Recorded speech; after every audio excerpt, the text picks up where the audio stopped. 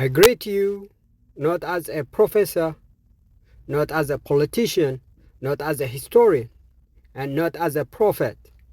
I speak to you as a witness, as a fellow Ethiopian, and as a truth seeker who has walked through pain, exile, and reflection. My name is Abebe. I am an engineer by profession, trained in the science shaped by discipline, not by ideology or tribal dogma. I am not a scholar of ancient texts, but a student of living experience, a child of two cultures, Oromo from my mother and Amhara from my father, both devout Christians grounded in love, faith, and truth.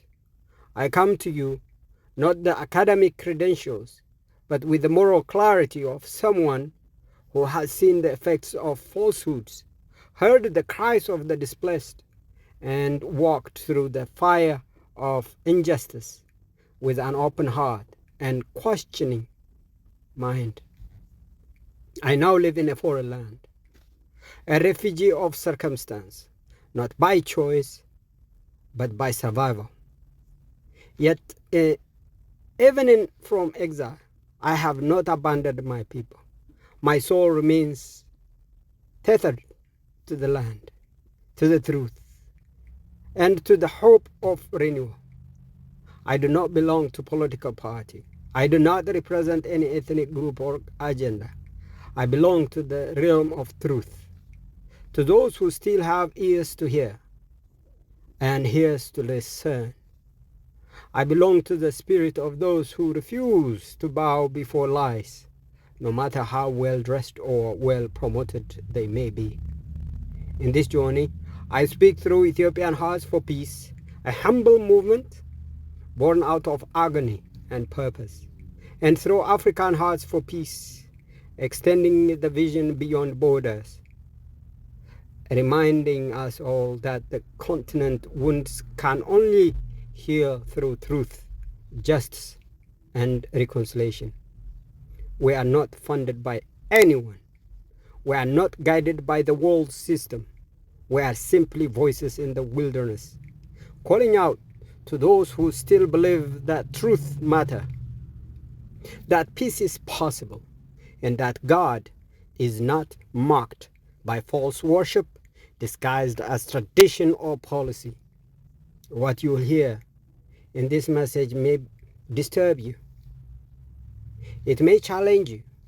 It may even offend those who build their comfort on illusions. But if you find even a sliver of truth in it, do not bury it in silence. Share it. Spread it. Reach out. Engage. Add your voice. Join the hands. Let the light multiply. We're not many, but we are enough. And if God is with us in truth, who can stand against us in deception? That's a question I'm leading to. Now let's begin.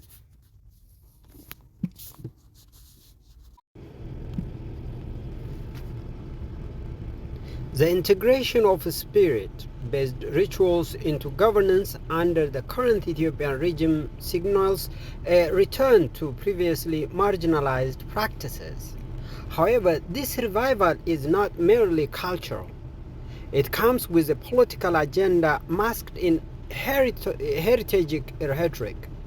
The spiritual elements associated with Gadaa ceremonies, including offerings by lakes and sacred trees, have been tied to beliefs in entities often guarded by Orthodox Christians as demonic. These practices were historically labeled as pagan, and many elders and religious observers saw them as incompatible with monotheistic worship. While scholars have presented Gadaa as a democratic, indigenous governance system, they have not addressed the darker spiritual undercurrents, nor the system's potential for ethno-political dominance. The attempt to institutionalize Gadaa across Ethiopia not only disregards the universal and spiritual inclusivity of Ethiopian Orthodox Christianity, but also enforces ethnic-based worship practices that undermines national unity. Furthermore, the atrocities currently witnessed, such as gruesome killings, cultural cleansing, and forced assimilation, echo the violent expansion during the 16th century Oromo migration.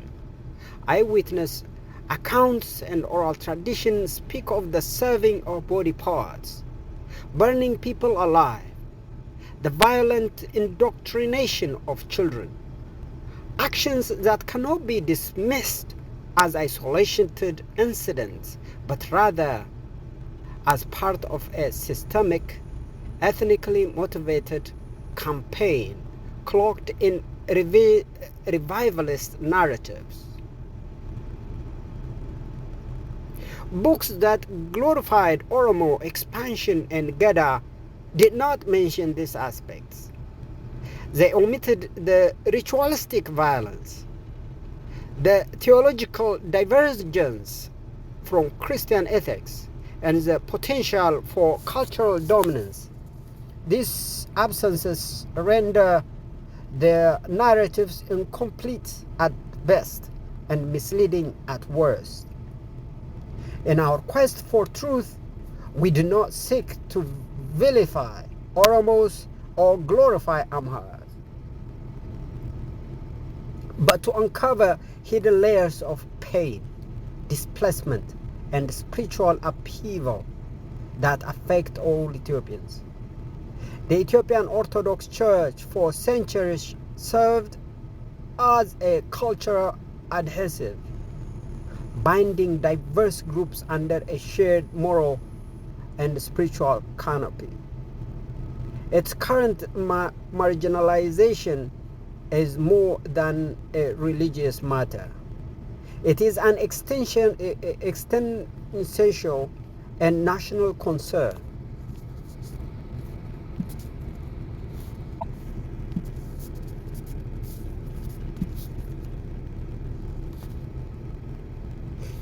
To us, this is a powerful direction and one that ties deeply into the hearts of our mission: truth seeking, justice, and the preservation of authentic spiritual and cultural identity.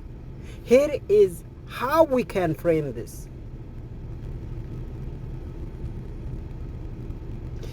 Cultural erasure, maybe by false historical revisionism. The Gadaa system is being used as a tool of supplementing Ethiopia's spiritual foundations. Throughout Ethiopian history, cultural and spiritual continuity was safeguarded by the Ethiopian Orthodox Christian tradition, a civilizational pillar that preserved identity, language, customs, and collective memory through millennia. However, what we now witness under the current regime within a short period of time is not merely political manipulation. It is a systematic campaign of cultural erasure masked under historical revisionism. The state-sponsored revival of the Gadaa system, rebranded as a democratic and egalitarian governance model, is deeply embedded in revisionist narratives that distort its original function and spiritual underpinnings. The distortion is not accidental.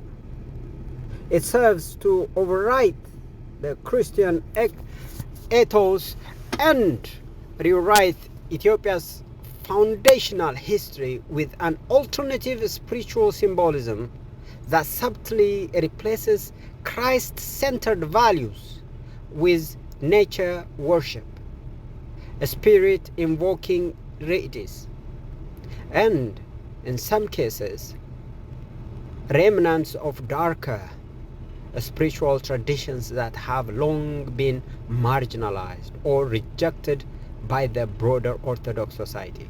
Call it oppression, but that is truth. This process can be understood in three layers.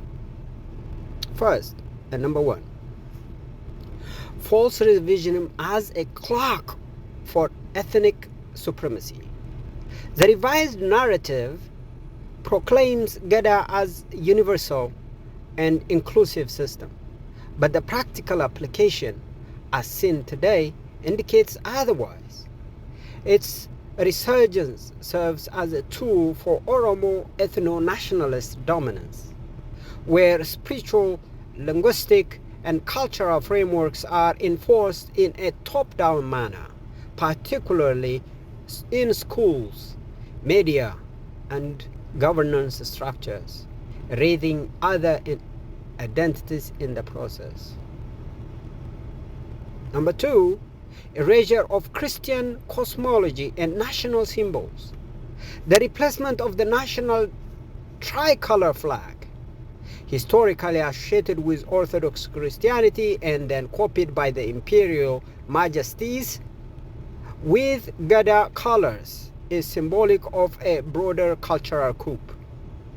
The removal of ancient Christian festivals from public spaces, the sidelining of Orthodox Synod voices, the enforcement of Afan Oromo in non-Oromo regions, and the propagation of Gadaa rituals over Christian liturgical traditions signal a spiritual substitution cloaked in political reform.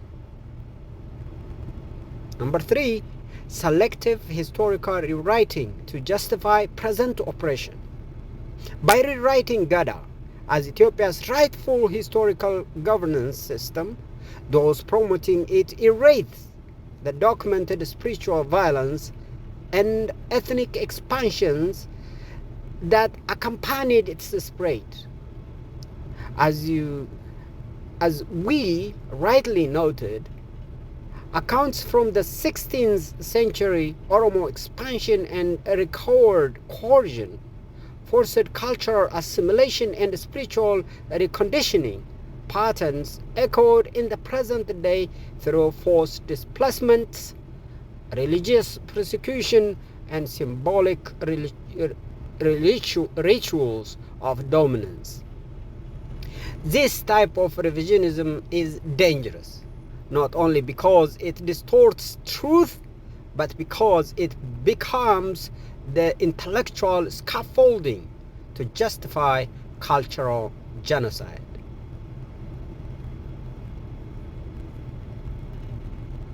So, we are right to say, and we are right. We need to trace the hidden spiritual fractures within all major institutions under the current regime's orchestration. It's a metaphysical war cloaked in cultural revision, fragmentation, and manufactured contest.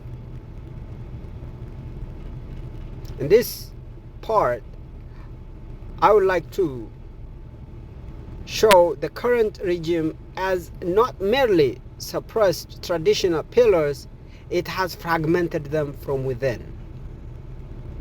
This is a spiritual fracture and manufactured dualities. This is a hidden war within Gadaa, Orthodoxy, and Islam.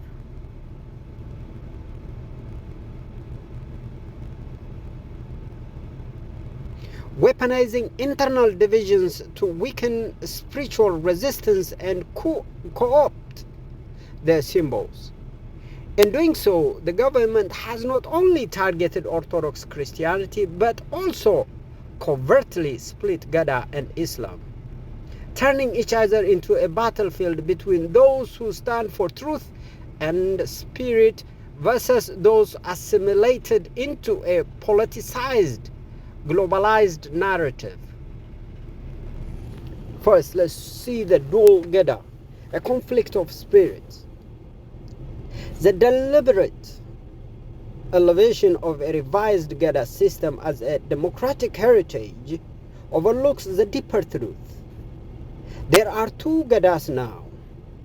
One adapted to modern state narratives, hollowed out and repackaged as egalitarian governance, and the other practiced by devout spiritual adherents, rooted in pre-Christian rites, nature veneration, and what some elders call ancestral spirits or even satanic powers.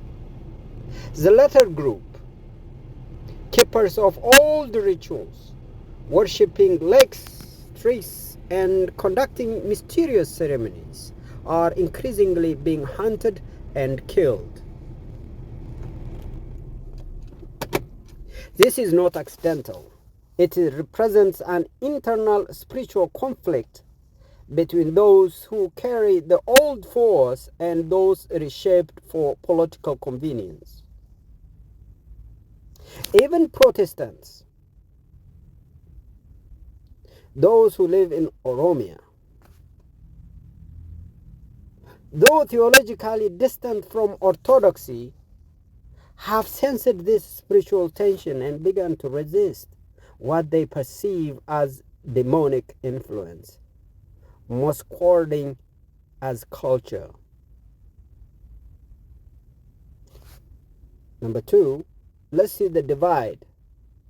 Dividing the synod, the Amah and the Gadaa, a strategic pattern.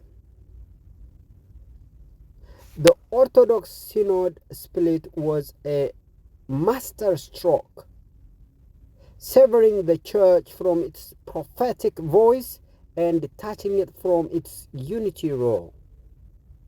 The division of Islamic authority, previously a stabilizing force, created a rift among Muslim believers. The Gadaa split is part of the same pattern. Dividing the sacred, neutralize the resistance, and replace it with a programmable facade. This tripartite fracture strategy follows a deeper logic, not just political control, but disempowerment of spiritual unity across all communities.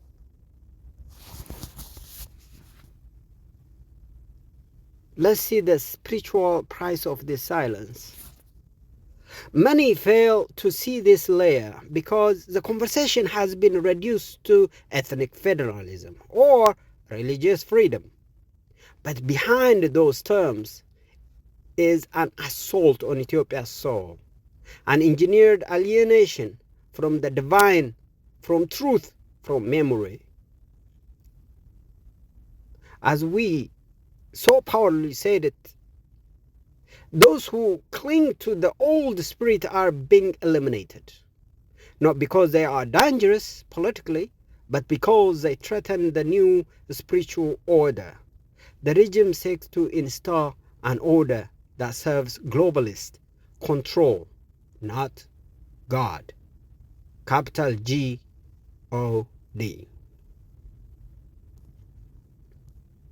Now,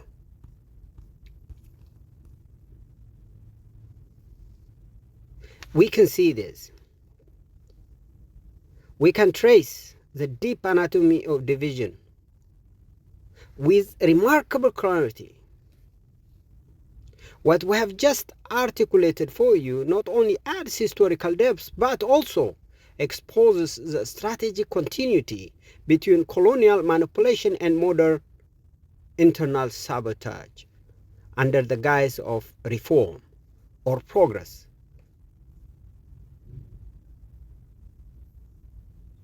So, in this section, let me discuss colonial echoes and the strategic fragmentation of Ethiopia's soul.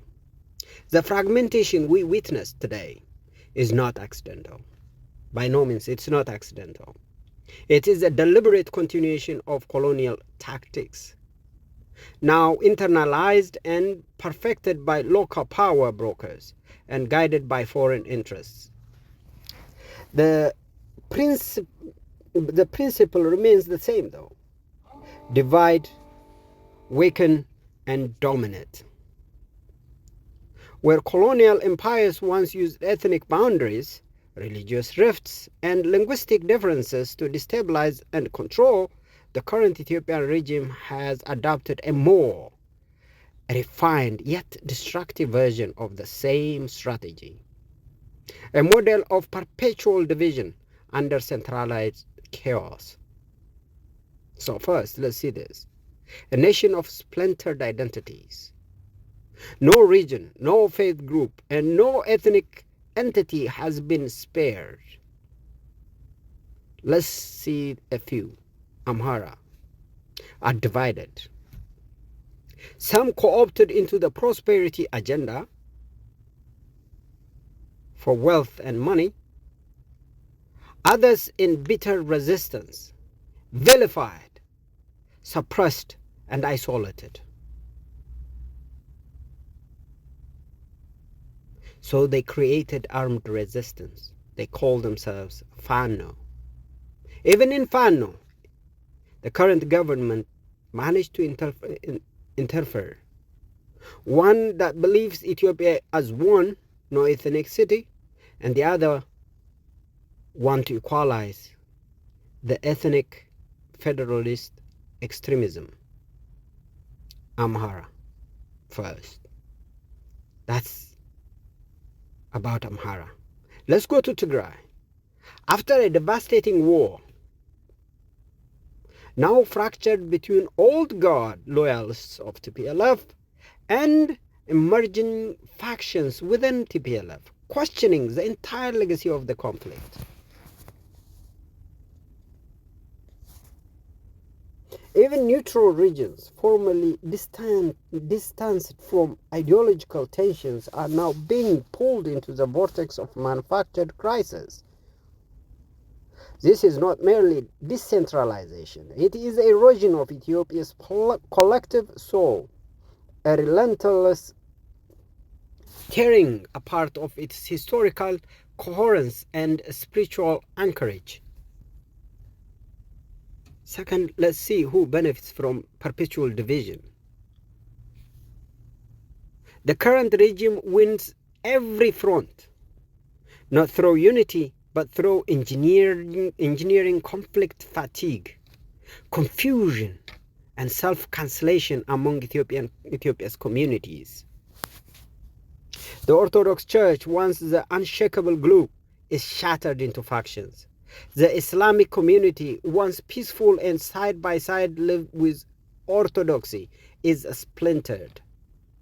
The Protestant communities, once harmonious in worship, are now entangled in the same spiritual battle. And finally, Gadaa, rather than serving peace, is being revived selectively to weaponize cultural identity. This is a master class in controlled demolition of national unity. In third, the silent wisdom of orthodoxy.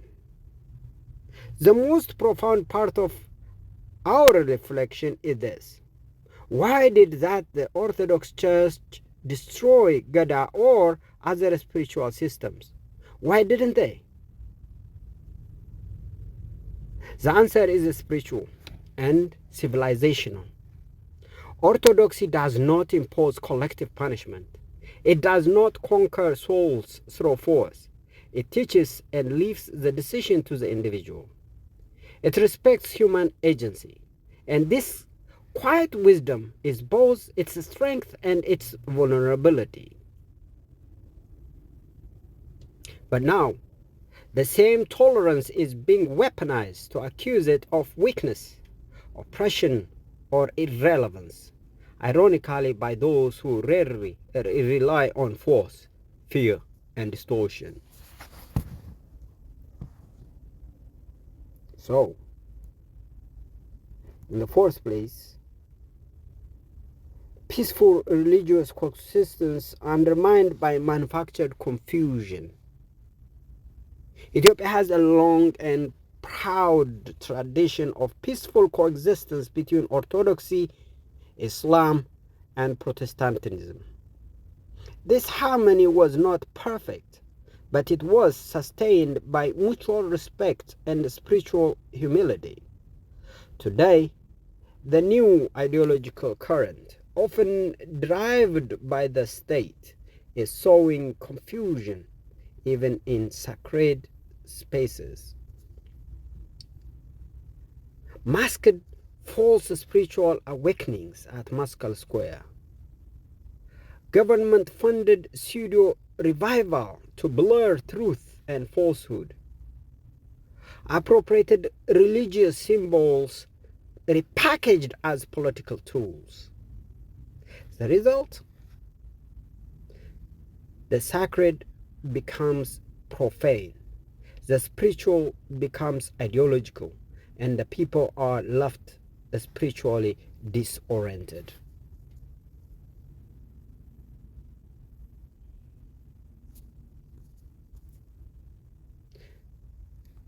One that this is symbolic, deeply symbolic and insightful analogy, okay? One that captures both the deceptive narrative and the destructive trajectory of the current leadership. Let's expand our thoughts into a sharpened, eloquent section, okay? The Prime Minister has a saying, the ox, the grass, and the cliff. Those of you follow politics and his speeches, is a portrait of manipulative leadership. In the ancient symbolism of Ethiopian wisdom literature, there is no more haunting image than the ox being guided to the cliff with sweet words and handful of grass.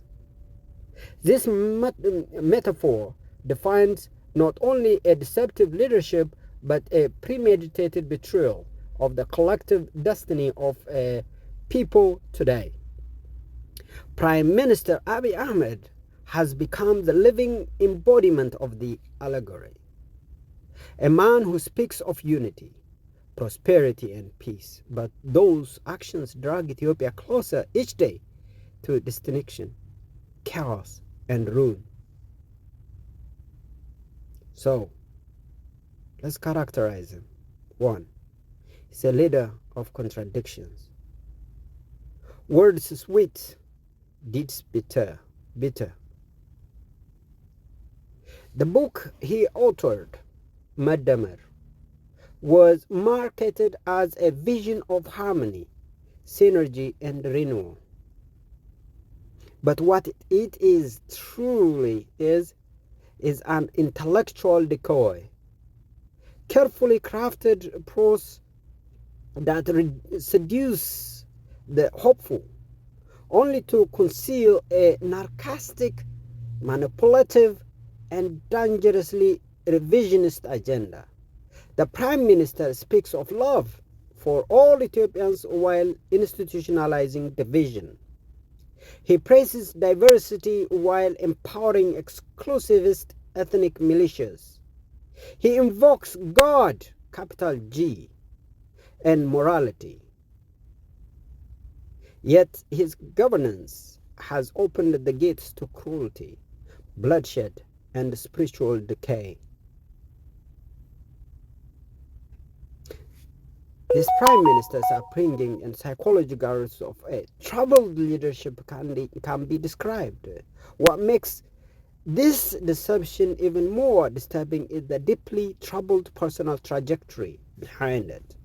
Abiy Ahmed's formative years, shaped under the brutality of the TPLF-dominated system, did not make him a healer of wounds.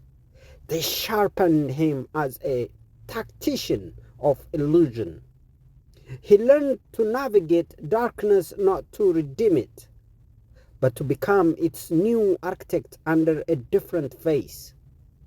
Those close to him have often observed traits that suggested psychological imbalances, deeply rooted trauma, and emotional disassociation from truth and empathy.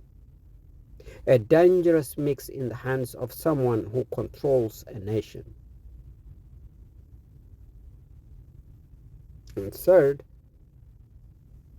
his personal worldview marked as a national vision. What is marketed as a national vision is in reality a personal worldview imposed on a wounded nation. There is no collective moral compass here, no genuine consultation, no spiritual discernment in this decision, in his decisions. Only the pursuit of self-glorification, power, consolidation, and historical revisionism. He believes himself to be a divine figure, a savior, even as his policies have uprooted millions, ignited ethnic purges, shattered spiritual institutions, and pushed Ethiopia into the brink of a civilizational collapse.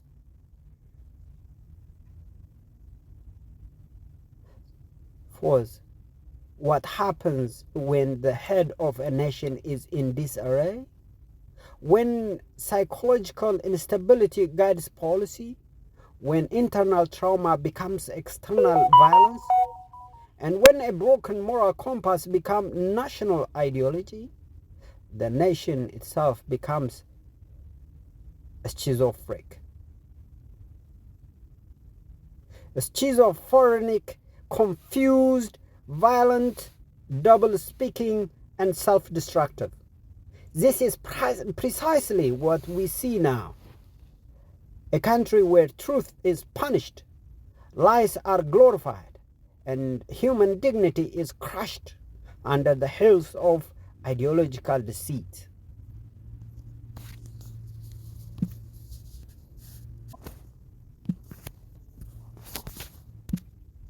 So, dear brothers and sisters, this is a call to all truth seekers. Let the veil be lifted. To all who are listening, share this message. To all who still carry a flicker of conscience, to all who find themselves troubled by what they see but struggle to name it, to those confused by the carefully orchestrated lies, this is a call to your soul. It's not hatred we speak here. It is truth. And truth by its very nature is not silent, indifferent, or neutral. Truth demands clarity, justice, and accountability, even when it is inconvenient, even when it costs us. We are not here to vilify a people or glorify another. We are not here to rewrite history through bitterness.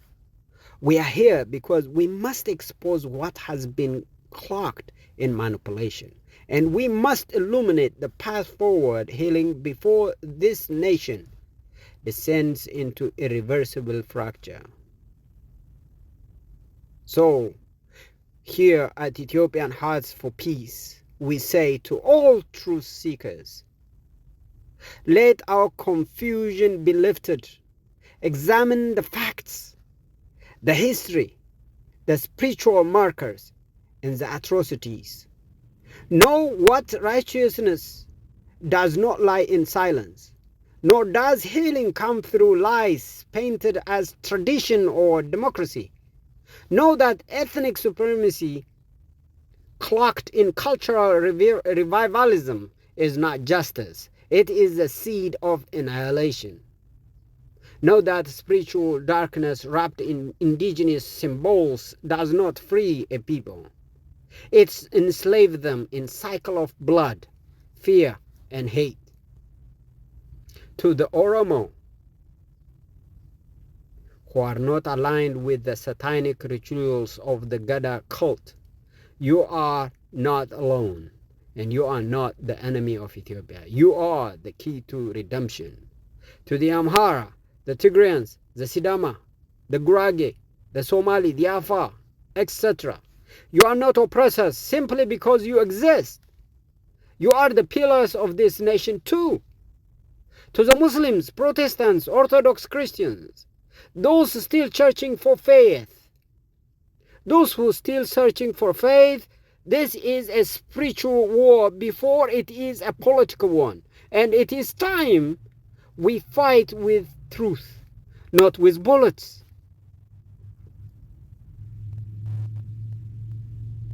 You might argue that the government is coming heavy with artificial intelligence supported weaponry. It's very hard to fight that. It's very hard to fight drone with spears. AK-47 has no match to what's coming. We understand that. So the way forward, proposals for a just, truth-centered Ethiopia is this.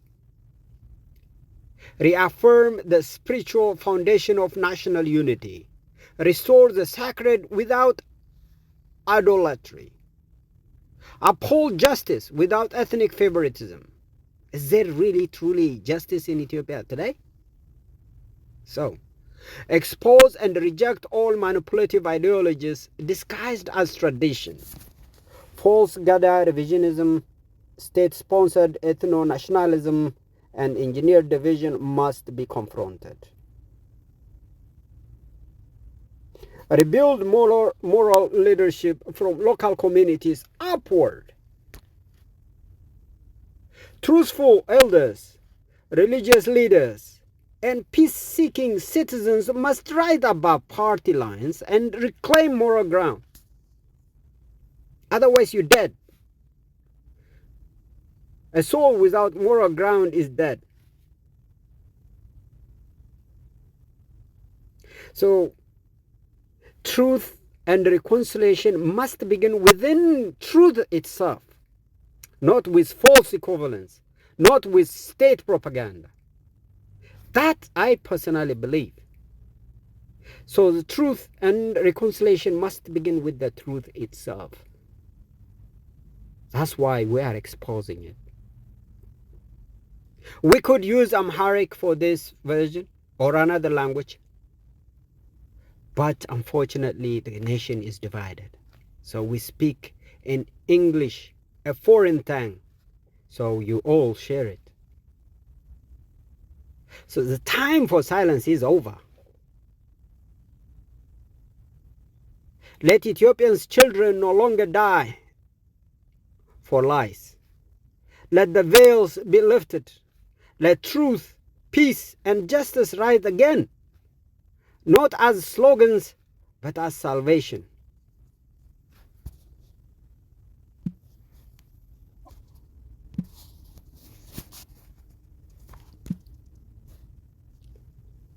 Please understand this, truth seekers. This is not merely an academic discussion. It is not a polite cultural debate either. This is a moral confrontation, a spiritual alarm bell, a call to pierce the veil of engineered confusion, confusion seeded by revisionist ideologies, weaponized identity politics, and spiritual deception dressed as cultural renaissance. So to the Oromo youth in particular, I'm not your enemy. I'm a part of your bloodline. If it comes to that, I hate saying it. I'm a human being, universally.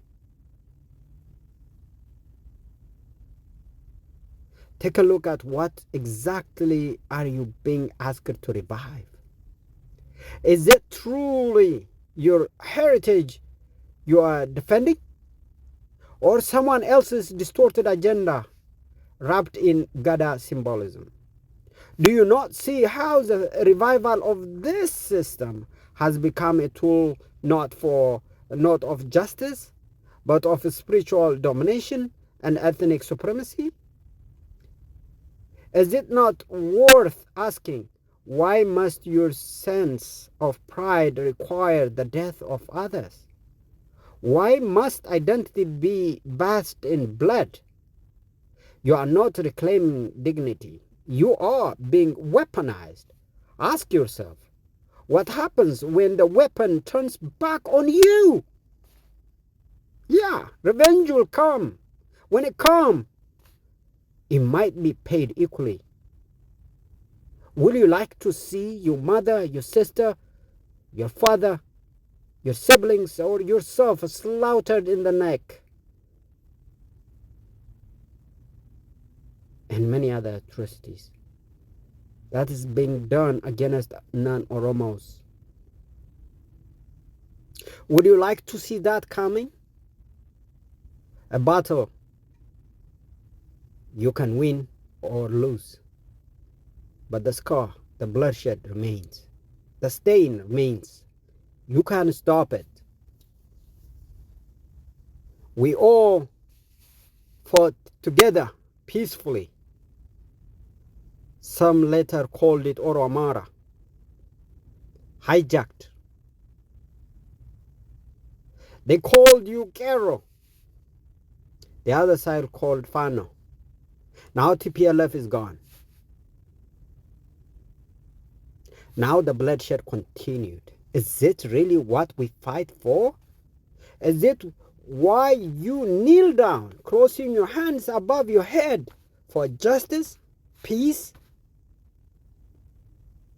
Is it truly what was fought for before Abiy Ahmed came to power? Now he's telling you he is promoting Oromo interest. Is that true? Is that really, in a sense, what we fought for? We stood up for? To the Orthodox Christian silent majority, how long will you stay passive under persecution, cloaked in political reform? Your churches are desecrated, your unity fractured, and your clergy turned into targets. Where is your prophetic voices? Where is your defense of the sacred? Do you not see that silence now is betrayal? Not only of your ancestors, but of Christ himself. Do you believe in Christ? Really, truly? To the Protestants and evangelicals, you have commonality with Orthodoxes. We all believe in Christ.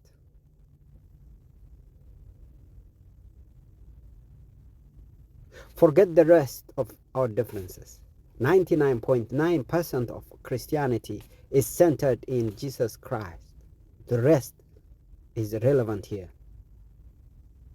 To the Protestants and evangelicals, you have seen firsthand how the spirit realm is real, how dark forces do not merely dwell in myth, but manifest through political rituals. Why then do you hesitate to name evil where it hides under the indigenous rituals? You say you fight spiritual battles. Where are your discernment and resistance? How you become so diluted by modernity that you no longer recognize ancient spirits camouflaged in progressive language? To the Muslims of Ethiopia, I have lived in harmony for centuries, and you have lived in harmony for centuries with Christians. I lived among you. I know what the Muslims are. If it wasn't for our religious differences, I could have gotten married to a Muslim girl and have children that are common, just like Abiy Ahmed is and others. We have a tradition.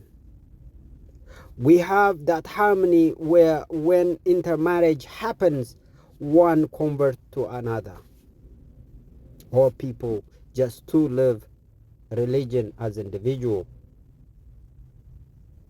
and marriage and family as communal. There are people who live like that. Even with that difference, you have lived in harmony for centuries with Christians. Is that not true? Do you know how you come about to Ethiopia? Orthodox Christians has accepted with open arms. So you lived in harmony for centuries with Christians. That's the truth.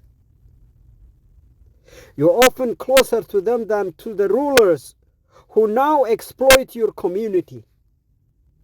Are you not being used now as a pawn to amplify divisions for political gain? What is the Gulf states for you?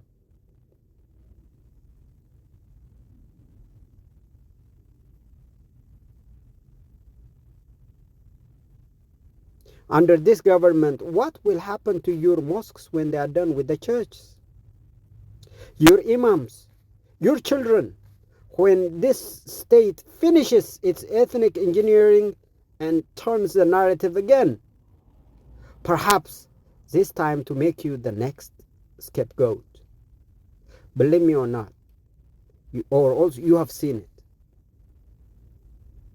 We have heard and seen images of Muslims being slaughtered simply because they are non-Oromos, mostly and harshly punished, gruesomely killed if they are Amharas.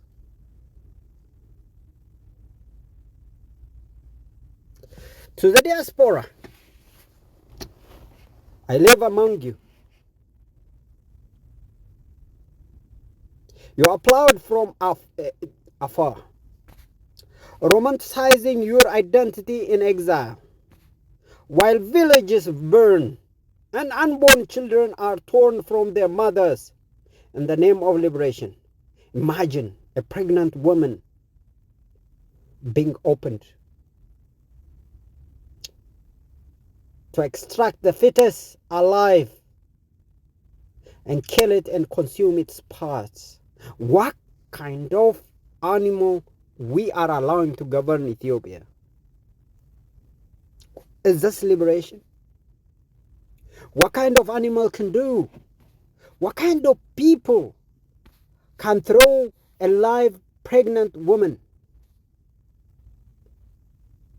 nearly able to have a live birth, 8-9 months, thrown into a fire in a process where her stomach exploded? While liberation tolerates such atrocities, brothers and sisters, you are engineers, doctors, some taxi drivers, some are just housewives or something. You are in diaspora. Some are housemates somewhere in Arab nations. This is true. This is what's happening in Ethiopia. And the world need to know, and you need to know. And if you know, you have to rise up. Are you not ashamed to repost slogans while ignoring screams from the womb of the country? Is it enough for you to wear your heritage like a fashion statement while those on the ground are forced to wear it like a shroud? I hate to be asked where I am from nowadays. I'm ashamed. I don't know how you can cope with that. I'm ashamed to say that I am Ethiopian nowadays. I don't think I have that kind of heritage, truly. So what comes now is a shame at best, a sin at worst. We have to do something, and the truth is revealed to you. If you love the truth, yes, that is. If you are promised to keep your houses in Addis Ababa or elsewhere, or your investments, and somehow you are obliged to obey and be a tool for current government, you are accomplice. Will it that worth? It don't matter. To the global human rights watchers and scholars, I speak to you in a language you can understand. Although it's not a perfect English, I would like to send you this message. You speak of democracy and indigenous rights, but are you blind to the blood that waters this so-called revival? Would you dare accept a similar ideology if it emerged in Europe, justifying ethnic cleansing through folk ritualism? Would you publish papers celebrating a system that tolerates rape, ritual killings, and forced child assimilation if it comes from a non-African society? You have silenced critical voices, calling them simply extremists for challenging the system. But what is more extreme than genocide wrapped in ethno-cultural pride? Will this really suit your foreign interest in Ethiopia? Is it really what you are made of to be human? So where is humanity? I understand Europe is having its own struggles, but there are voices that can voice this. Europe is yet to fight its own fight. I understand that. But believe me, what's happening today in Ethiopia doesn't worth living, hearing it, and no voice. These are human beings. Don't call us starving starving people. Don't call us weak. We are suffering under neo-colonialism.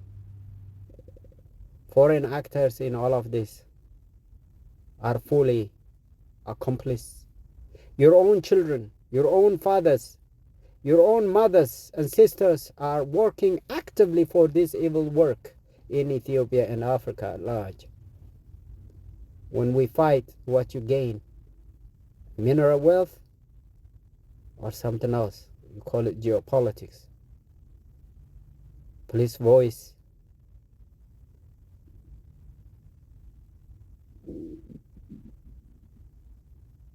I tell you why.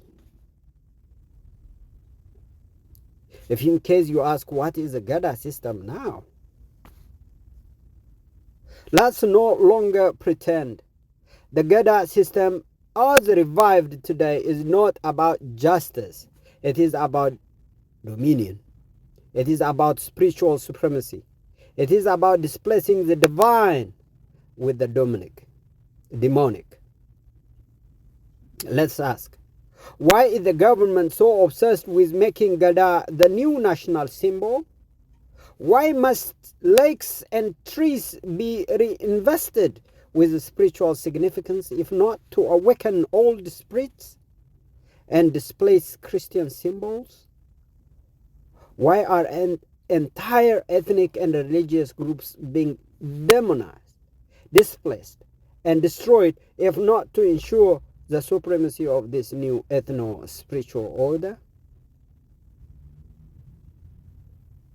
Where does this leave Ethiopia? Fragmented, confused, spiritually violated, ethnically weaponized, and dangerously close to implosion. The center is no longer holding, because the forces holding it were torn apart by those who believed identity is more sacred than truth. Yet, amid this collapse, a remnant of truth seekers remains, such as me. Ethiopian Hearts for Peace. African Hearts for Peace is crying out. Truth seekers remains scattered, isolated, but still burning with conviction. This is your call. Rise up, reclaim the truth, refuse to be tribal pawns, refuse the spiritual deception. So the way forward must be truth-centered and spiritually discerning. Recognize the enemy is not ethnicity, but spiritual manipulation through identity politics. Disarm the false narratives with clear, bold truth, even when it stings. Rebuild a moral national foundation that cannot hold everyone without the need for blood to sanctify culture. Expose all ideological pretenders, whether they speak in the name of democracy, culture, or unity, but operate as destroyers. Let Ethiopia rise again, not as a land of warring identities, but as a nation where truth is sacred, and sacredness is not politicized.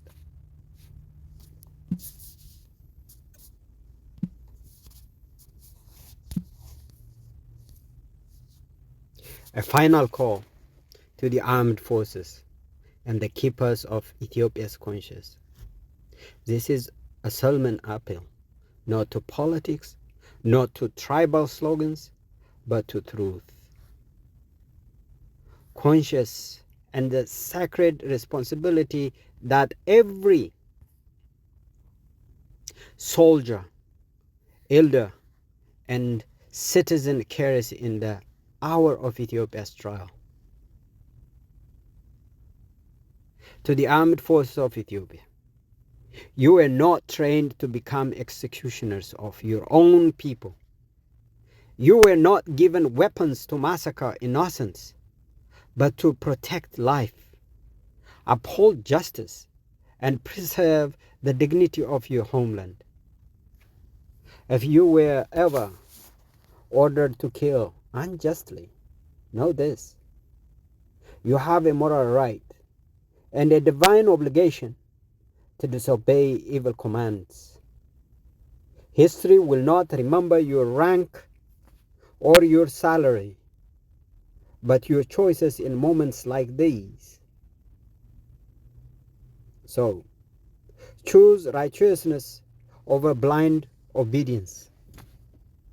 And I say this to the architects of the Tigrayan movement, now aged and distant from truth. You once rose with youthful dreams, 1960s.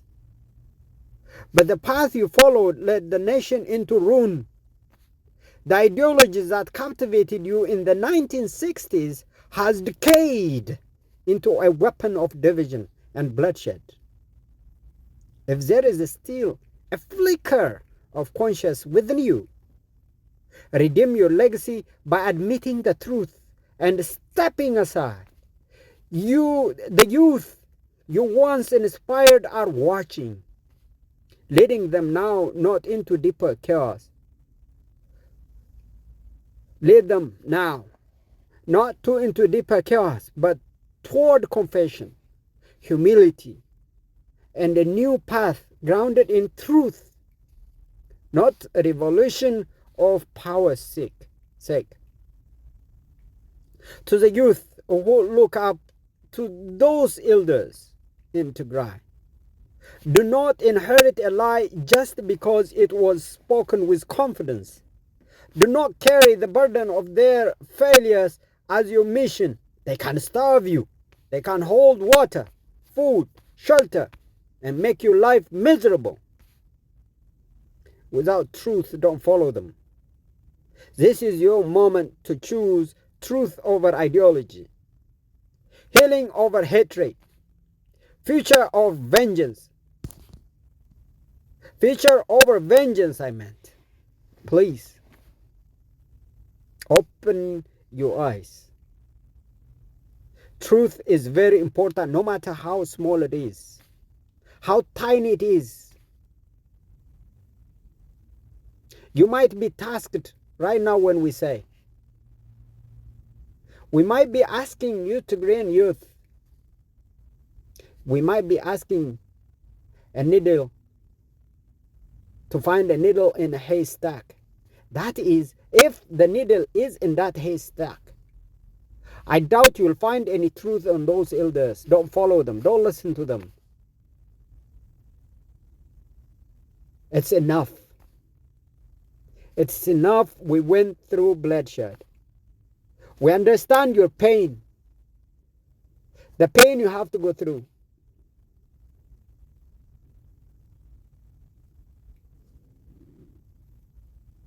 To the Fano fighters, you rose in defense of your faith. We see the cross on your neck. Loud, clear, and big. Your identity, your people. You were pushed to the edge simply for wearing your cross, honoring your traditions, and refusing to bow to a regime that denies your heritage. Your resistance is valid, but let your swords be guided by conscience, not vengeance. Should the tide turn, remember, a righteous defender becomes a tyrant if he loses mercy in victory. Do not become what you rose to oppose. Let your strength be tempered with wisdom, and your fight be defined not by revenge but by justice. To the elites who sold their souls, you who served TPLF and its dark machinery, either in the name of representing the southern people or the Amharas or the Oromo, it don't matter. Under TPLF, there is EPRDF. Those of you who served in that know that it's a dark machinery. You who know, you now pose advisors, whispering lies in the ears of young fighters. You are not leaders. You are saboteurs, Trojan horses in the house of justice. You had 30 years, and your legacy is one of betrayal and destruction. Step away from the youth you misled before they pay for your sins. You have no place in Ethiopian rebirth. This is not politics. This is telling you the truth. If one cannot learn in 30 years, it's done. To all Ethiopians seeking a new foundation, this chaos will not last forever. A new foundation of governance is rising, not from political manifestos, but from the soil of truth, from the courage of the righteous, from the tears of the innocent, and from the prayers of those who refuse to bow to evil. Let's reclaim Ethiopia not with tribal pride, but with spiritual clarity. Not through revisionist lies, but through repentance and truth. The nation will rise again, that's for sure. But only this time on the rock of truth, not the quicksand of ideology.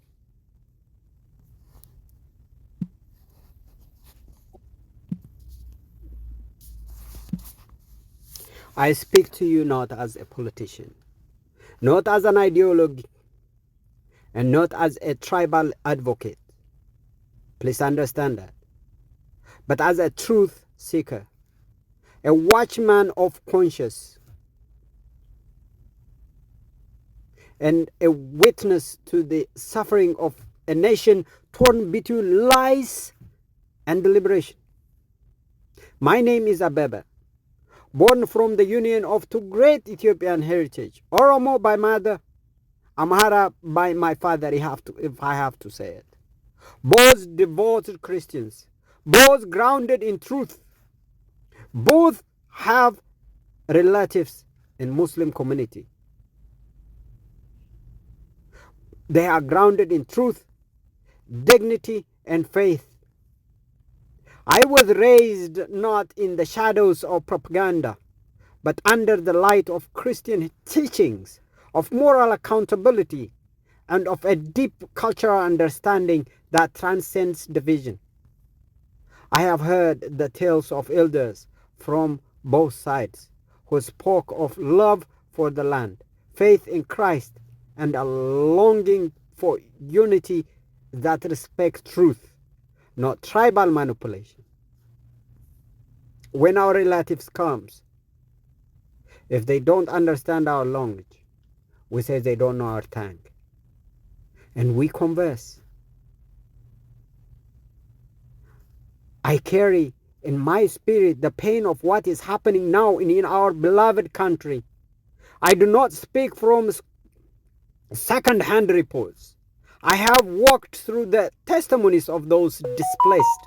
I have been the scars of atrocities. I have seen them. And I have wrestled with the lies dressed up as culture, as history, as reform. I do not come to glorify Amhara, nor to demonize Oromo.